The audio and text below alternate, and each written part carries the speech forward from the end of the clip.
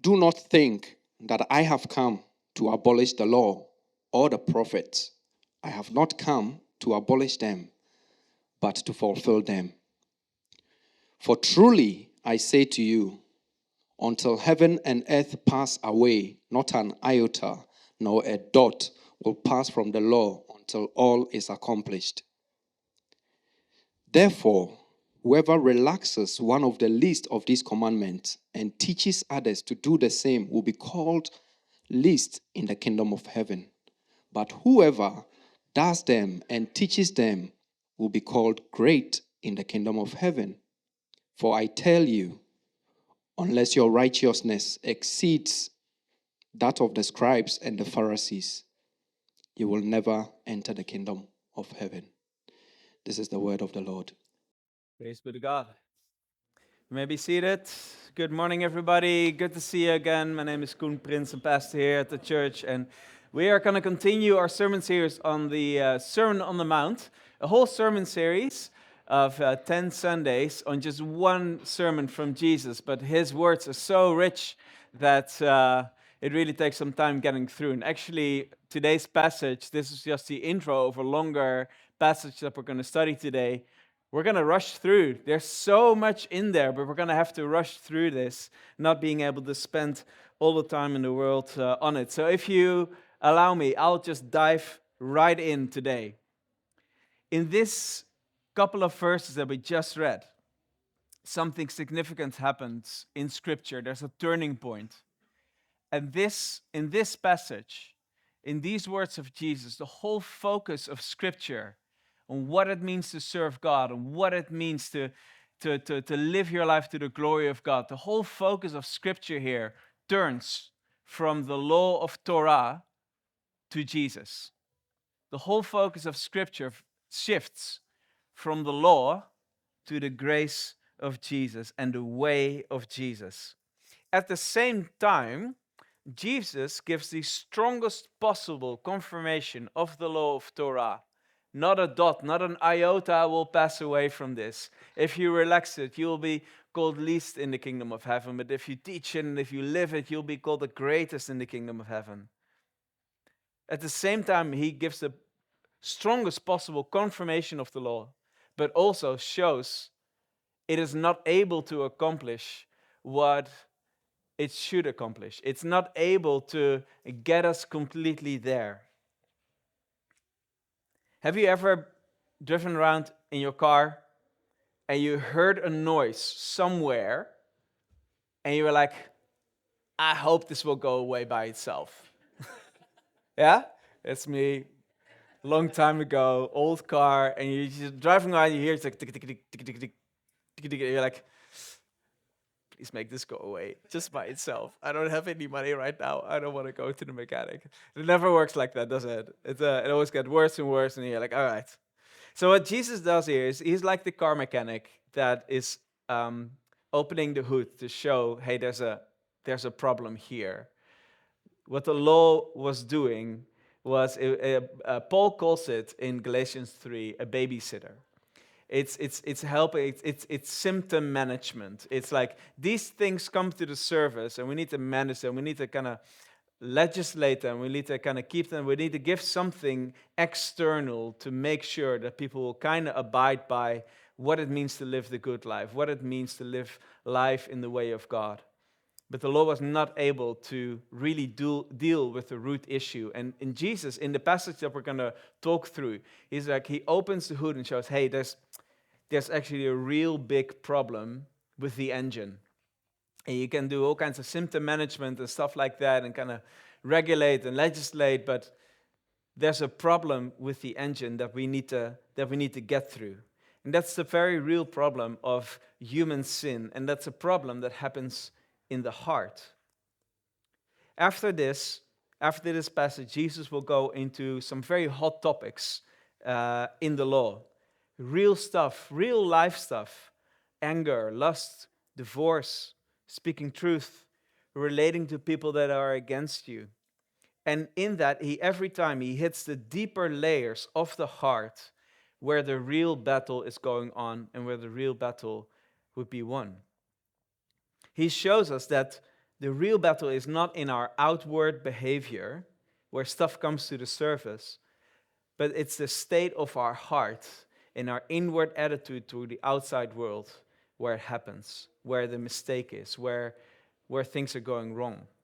It's our hearts that Jesus came to fight for, that he came to redeem, that he came to reorient. And so from a healthy heart, we could begin to live life God's way. And so in a way, Jesus is showing us here where the real problem is. And I'll say a little bit more later about what he did to really redeem that, to release our hearts, to give us a new heart. I'll say something about it a little bit later. But here he shows, like, if you can get your heart set on God, if you can seek his kingdom first, if you are willing to deal with the root issue beneath the sin that comes to the surface, that's what needs to happen. So he's also showing us the way to live life his way. And we cannot do that all by ourselves. Something more significant needs to happen. But he's at the same time showing us the problem, but also showing us the way out. And that's how we're going to approach this. I want to say a few things before we dive into all these passages that will come after what we just read. Because we first need to think a little bit about our disordered desires. Jesus, every time he talks about one of these topics, he'll say something like, "You've heard that it was said, but I say unto you." So you've heard this law, this thing that dealt with whatever is coming to the surface, but I say unto you, I'm going to hit a deeper layer beneath this sin of the real problem, the sin problem that every human being is dealing with. And he's revealing that the problem is not in behavior only, but there's a problem of the heart. Sin has corrupted and blurred the very desires of our heart. The thing is, human beings are lovers. We are desire creatures. God has created us for love, by love, to love, in love. We are lovers. We are desire creatures. We desire things. Many people say we live from desire, certainly not always from rational decisions. We live from desire. Yet that love, the desire in us, it has become corrupted. What we want is not always what is good, beneficial, and right. And the problem is not that we don't desire. We certainly desire. The problem is that we desire the wrong things, or that our desires are disordered. We can understand them as higher desires and lower desires. Lower desires being instant, short term, right here and right now. And they are usually desires of the body. Higher desires are more long term. They are about who am I becoming and what do I leave behind. And usually they have to do more with the spirit instead of the body and with the soul instead of the self. The problem is our strongest desires are not always our deepest desires. Our strongest desires are not always our deepest desires, because our desires are disordered and have been corrupted by sin. Now, dealing with our disordered desires has always been difficult. It's always been difficult to say no to something that you feel an urge for, a desire for. But in recent times, it's not only the stuff that's going on the inside, the sin problem that we're dealing with in our hearts. It's really also the culture around us. Christian philosophers are usually pointing back to the early 20th century psychologist Sigmund Freud as a turning point in our recent culture as it began to focus more on the lower desires than on the higher desires. Freud said something like this: repression of desire is the basis of all neurosis. Anyone studying psychology that can confirm this? Yeah, it's all on hand. Repressing of desire is the basis of all neurosis. Or in other words, as our friend John Mark Comer kind of explains how Freud thinks, the reason that you're unhappy is because you are letting other people tell you what you can and cannot do. Sounds familiar? This is kind of the thinking of our postmodern world. It started with Freud, but it's been picked up. And even though he's been refuted by psychologists today on almost every point that he made, it still made its way into our general sense of thinking about how to live life. Currently, the ultimate sin to commit is not following your heart, not being true to yourself. The self exists to be explored and indulged and expressed, certainly not disciplined or restrained. And so as we discuss the topics that we are about to discuss, we need to understand that what Jesus is doing in these passages, speaking to our disordered desires, is possibly more on point today than it ever was. Where Freud said that we are imprisoned and enslaved by rules and regulations, and true freedom is saying yes to our desires. Jesus reveals here that actually it's our disordered desires that are imprisoning us and enslaving us. Quite the opposite. Jesus points to a deeper and a higher desire, that to be holy. This is the narrow path that we're talking about. And when we undergo a change of heart through the grace of God and let Jesus reorder our desires to point us to a way where we can flourish and live deep and meaningful lives, that's where we begin to live His way. We're going to jump in to the different topics that Jesus discussed. Jesus was talking about them. I'm going to discuss them. I'm going to say a few things about them. I'm not going to be able to hit every nuance of every passage. Every passage would certainly deserve a full sermon or a whole book. But we don't have time for that today. We're going through the Sermon on the Mount in only 10 Sundays, and this is a long passage. It might also become a little bit of a long sermon, sorry, but I know that you can take it. But also, I must warn you before we dive in, this is not for the faint of heart. So I hope you're not faint of heart, because Jesus is saying some very radical stuff. Like, we'll dive right in. Like, he'll say some very radical stuff. He invites us to make some very radical decisions from a radically changed heart to live radically different lives. Okay, we're starting with the topic of anger. Jesus says, "You heard that it was said to those of old, 'You shall not murder, and whoever murders will be liable to judgment.' But I say unto you that everyone who is angry with his brother will be liable to judgment. Whoever insults his brother will be liable to the council, and whoever says, 'You fool,' will be liable to the hell of fire." Okay, that's quite radical, Jesus. So if you are offering your gift at the altar and you remember that your brother has something against you, leave your gift there before the altar and go. First be reconciled to your brother and then come and offer your gift. Come to terms quickly with your accuser while you are going with him to court, lest your accuser hand you over to the judge and the judge to the guard and you be put into prison. Truly I say to you, you will never get out until you have paid the last penny. Right. The problem of anger and connected to murder. Every law, I think of every culture, has prohibited murder. This is common sense. You cannot take someone else's life just like that. Now, there's different standards and different sort of circumstances that those laws will be around, but it's a common understanding that you cannot just take someone else's life.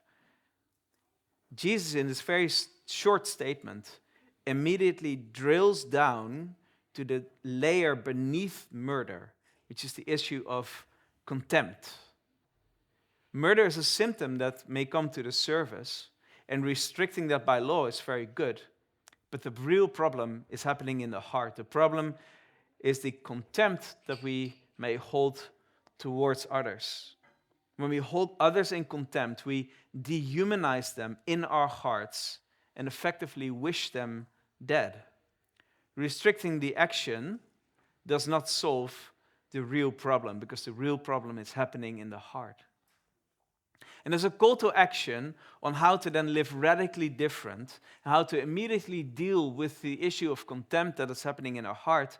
Jesus gives a very practical example of reconciliation. And funny enough, he's not saying, if you're there at the altar and you remember that you have something against someone else. No, he's saying, if you remember that someone else has something against you, it may not even be your fault. He says, go, leave your gift there and be reconciled. See, Jesus wants us to live radically reconciled lives so that there's no space for contempt in our hearts because it's poison. Why is reconciliation so important to him? That even like we can't just like hold a little bit of a grudge against someone. I mean, some people just really deserve that bit of a grudge, don't they? Why not? Why is this such a big issue for Jesus? Well, perhaps because reconciliation is at the very core of the gospel. Jesus says it's better to take the high road and humbly do everything in your power to seek reconciliation than to give any space for contempt in your heart. The words you speak in contempt don't only dehumanize the other, they dehumanize you to the level even of a murderer. Moving on, I said we don't have too much time for all these things, but I'm just going to try to let Jesus' words kind of speak for themselves. The next issue is the one of lust. Okay, we're going to spend a little bit more time on that one. Yeah. You have heard that it was said, you shall not commit adultery. But I say to you that everyone who looks at a woman with lustful intent has already committed adultery with her in his heart. If your right eye causes you to sin, tear it out, throw it away. For it is better that you lose one of your members than that your whole body be thrown into hell. And if your right hand causes you to sin, cut it off, throw it away. For it is better that you lose one of your members than that your whole body go into hell. Now, these are probably the most radical and explicit words on living a holy life of Jesus in the Bible. And just a quick, raise your hand if you've actually put this into practice. Oh, wait, you wouldn't be able to. You wouldn't be able to do that. I'm sorry, but you got that right away. See, what Jesus is getting at is, what Jesus is getting at here, everyone knows is true. Christian and non-Christian, we all know it's true. The question is if you'll be as concerned about it as Jesus is. Fantasizing about having sex with someone that is not your spouse is adultery of the heart. And it will set you on track to actually commit adultery and destroy every life connected by this breaking of covenant. You have to be careful, though. Jesus is not against sex or sexual desire, even. I mean, these are God-given things, and they are good.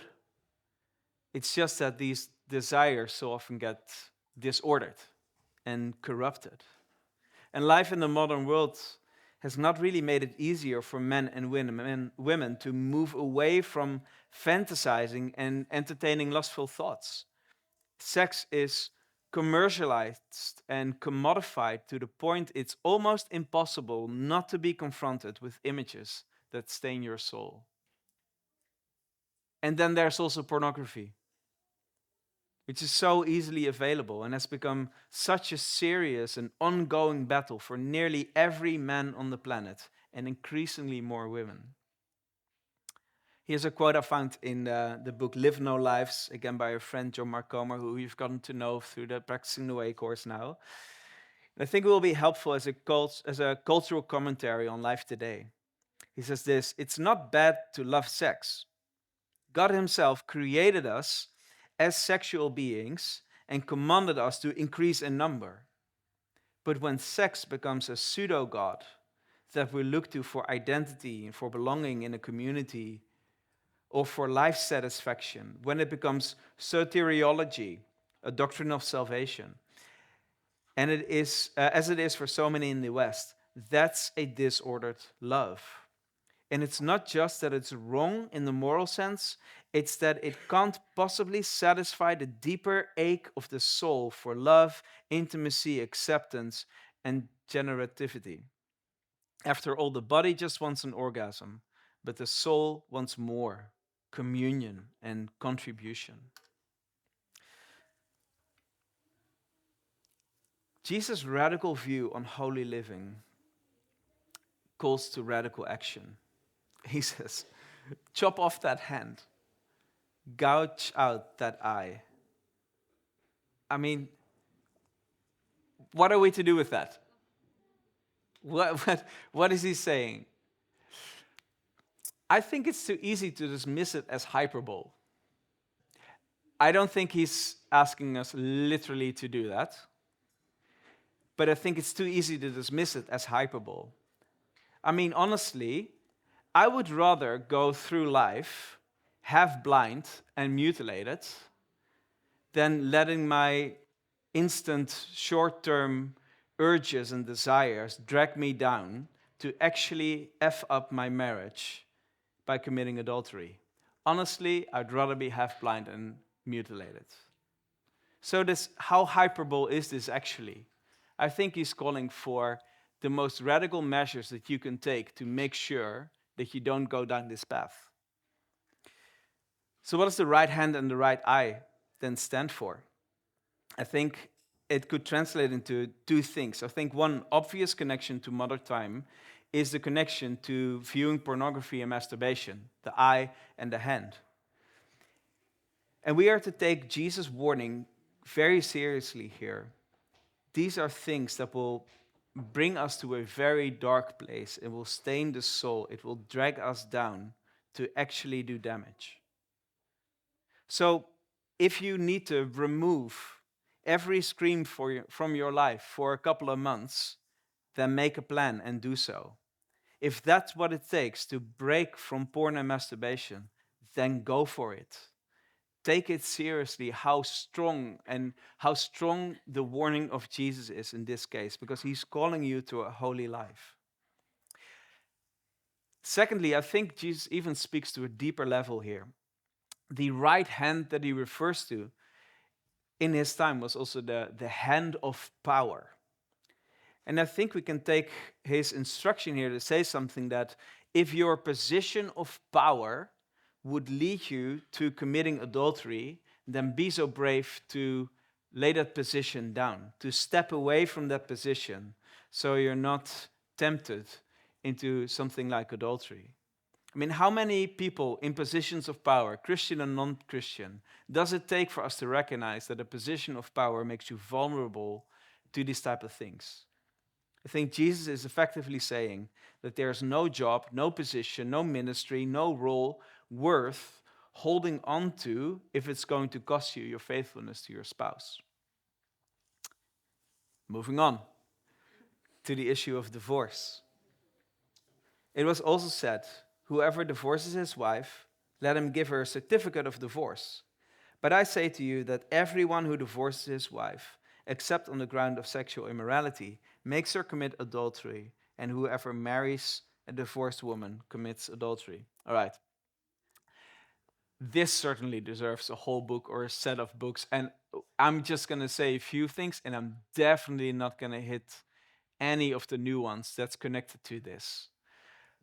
What I will say is that I think the issue Jesus is trying to get at here is not that people don't divorce well or not, or not for the right reasons, and it's not a debate over the reasons. I think the issue it is getting at is that people do not have a high enough view of marriage. And I think this is still the biggest topic around this today. The story of the Bible begins with the marriage of Adam and Eve, and it ends with the marriage of heaven and earth, of Jesus and his bride. The union of husband and wife in marriage points us all to the union of Jesus and his bride, of God's faithfulness to his creation. So it's the very core of the whole gospel that we live for and that we share. That is what makes marriage such a sacred and beautiful thing. and also such a vulnerable thing, and why the opponent, why the Satan loves attacking Christians on this. Again, not being able to address every nuance that's connected to this sensitive and personal topic. These are also pastoral matters where every case requires wisdom. But let me stick to the major point. I think we need to approach marital issues even with a much higher view of marriage, acknowledging that it is sacred and that divorce would be only the last resort, indeed, if there is no other way out. Moving on to our words and honesty. Again, you have heard that it was said to those of old, "You shall not swear falsely, but shall perform to the Lord what you have sworn. But I say unto you, do not make an oath at all, either by heaven, for it is the throne of God, or by the earth, for it is his footstool, or by Jerusalem, for it is the city of the great king. And do not take an oath by your head, for you cannot make one hair white or black. Let what you say be simply yes or no. Anything more than that comes from the evil one." I was once in Central Asia, and like with a whole group of people, and we were at a certain restaurant, and I wanted another drink, so I was asking one of the waitresses, "Hey, like, I'd like a Coke, please," because that's what you do when you're in a foreign country. You just drink a lot of Coke, so your tummy doesn't get too upset. So I'd like another Coke, please. And the girl said, like, "Yes," and then went away and never came back. And I'm like, okay, that's odd. At some point, like, asking another waitress, like, "Can you bring me a Coke?" She says, "Yes." And she brought it. And the others, some of them from that country, explained to me, "Yeah, you asked the wrong waitress. She was not allowed to serve our table." And I'm like, okay, that's cool. But why did she say yes and not no, you should ask that one? Because I would have gotten that with hand signal. Like, I would have got like, why did she then say yeah? Yeah, if she would have said no, that would be impolite. Like, that's so ineffective. But sure. I don't get different cultures. See, when Jesus checks under the hood of our speech and how we make our promises, he quickly arrives at the core. Just saying that, let your yes simply be yes and let your no simply be no. It's funny how children actually instinctively take what you say as a sure promise. Like if I say like no, you can't have ice cream now, but perhaps later. In my daughter's head, that means there's a sure promise for dessert tonight. We will have ice cream. That's Daddy promised. And they're like, "Oh, I didn't promise. I just said that we might." But that's a sure promise. Difficult as this may be for parents, and also crafty little manipulators as children can be, they do have the right expectation when it comes to our words. They are in their full right to expect that what we say is as sure as a promise. It's instinctively they know, like, this is a promise because Daddy said it would be so. It is going to be so. That is a promise. I found this quote from a theologian called Hauerwas that I really like, that I think is going to be helpful for us. "I think we lie often, not because we are liars, but because we are moderately good people who don't want to hurt anyone, and therefore we often restrain ourselves from saying what needs to be said because we don't want to live with the results." This is not an excuse for Dutch people to be what we call direct. If you've been in this country for a little while, you've probably heard some Dutchies say that, like, "I'm sorry, I don't mean to be blunt, I don't mean to be offensive, but I'm just direct." That's a sad excuse for actually just being, Dutch. 15 years in international community has really helped me to become a little less Dutch in this, but still, I can be Dutch. But I think it is a call to honesty and to saying what needs to be said. I mean, Like somewhere between passive aggressiveness and being direct and rude is the kingdom, right? I think Jesus is calling us to be honest. And I've heard it said like it's honesty brings unity. And I think that's actually true. There's certain things that we avoid to say that actually would need to be said, that would be good to say, but you just don't want to deal with any friction. It's a difficult road to travel, but Jesus is calling us onto the road of full honesty and integrity. Moving on, retaliation. You have heard that it was said, an eye for an eye and a tooth for a tooth. But I say to you, do not resist the one who is evil. But if anyone slaps you on the right cheek, turn to him the other also. And if anyone would sue you and take your tunic, let him have your cloak as well. And if anyone forces you to go 1 mile, go with him 2 miles. And give to the one who begs from you, and do not refuse the one who would borrow from you.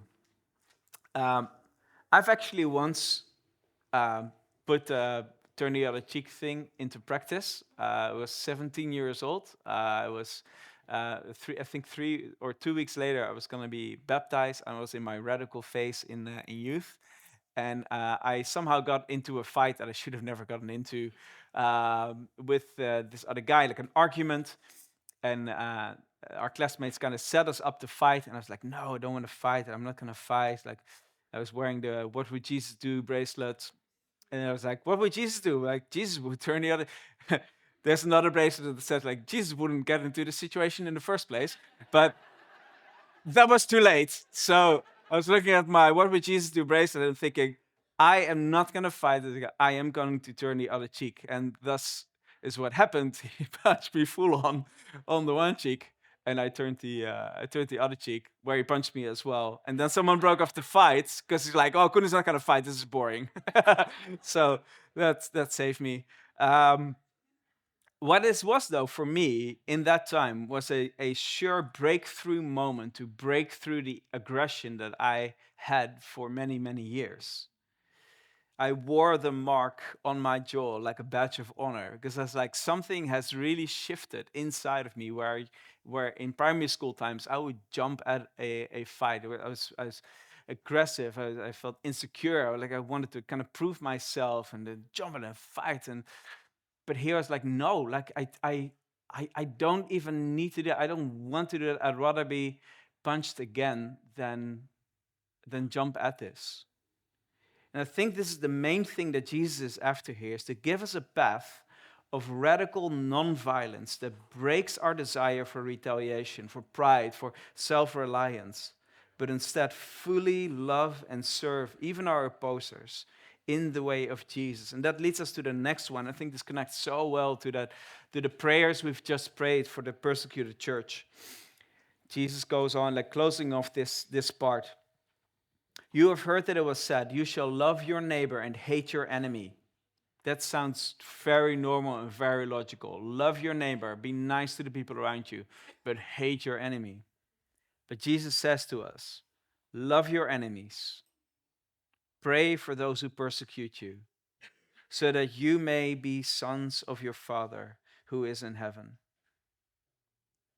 I'm just realizing we prayed for the persecuted church, we did not pray for the persecutors. For he makes the sun rise on the evil and on the good, and sends rain on the just and on the unjust. For if you love those who love you, what reward do you have? Do not even the tax collectors do the same? And if you greet only your brother, what more are you doing than others? Do not even the Gentiles do the same? You, therefore, must be perfect as your heavenly Father is perfect. The way of our salvation was paved with the radical self-sacrificial enemy love of Jesus. He taught it, and he modeled it, and he multiplied this in his followers.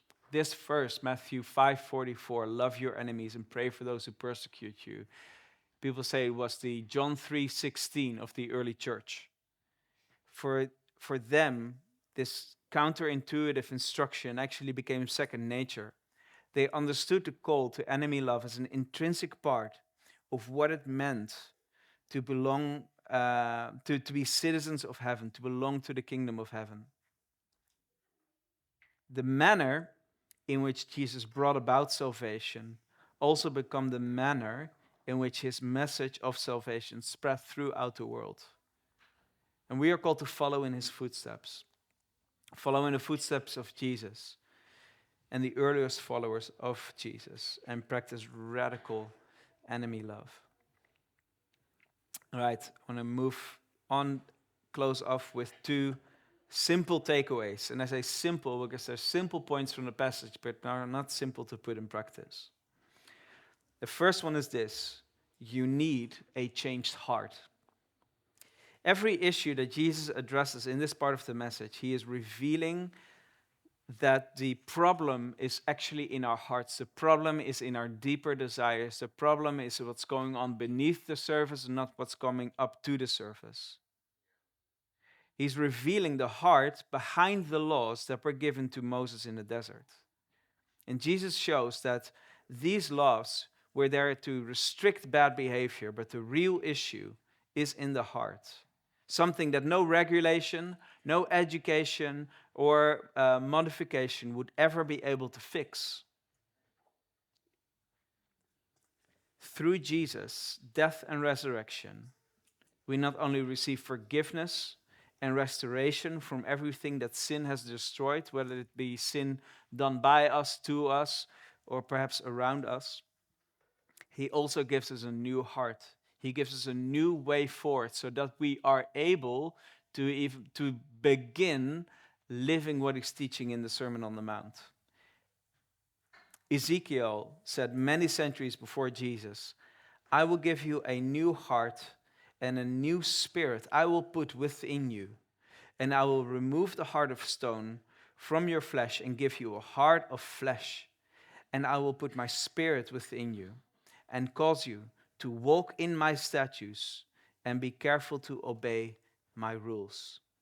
The words of Jesus on the Sermon on the Mount will only begin to make sense, only begin to be remotely attainable after we have been reborn of the Spirit with a new heart. It's only from the changed heart that we can begin to live in the way of the Sermon on the Mount. And so perhaps this is just a simple invitation to you. Receive a new heart today. Give your life to Jesus. Surrender it to him and to his lordship and say, Lord, give me a new heart, because from this heart I am not able to live in your way, even though I really want to. I get stuck with my instant desires, with my urges, with whether that be urges to immorality or to hate or to retaliation or all of these things. I'm getting stuck in that. My message to you is, don't try to do better, but ask for a new heart, because he has a new heart for you today. The second point is one of holiness. Be perfect as your Father is perfect. And our first reaction is like, yes, but that's impossible. And that's the whole point. And that's why you have grace. And that is 100% true. But Jesus' call still stands. Holiness is a worthwhile cause to make some radical decisions for. Holiness is a worthwhile cause. It's got nothing to do with getting qualified for God's love or something like that. It's responding to everything that we have received from him. And it's being set into freedom. Holy people are happy people. Holy people are free people. It's worth making some radical decisions for. Jesus calls us to radical reconciliation, radical purity, radical commitments, radical love, radical speech. The path is narrow, and it will not be easy. But the holy and pure life that flows from those radical steps is absolutely worth it. In fact, it is the deepest desire of that changed heart to live holy.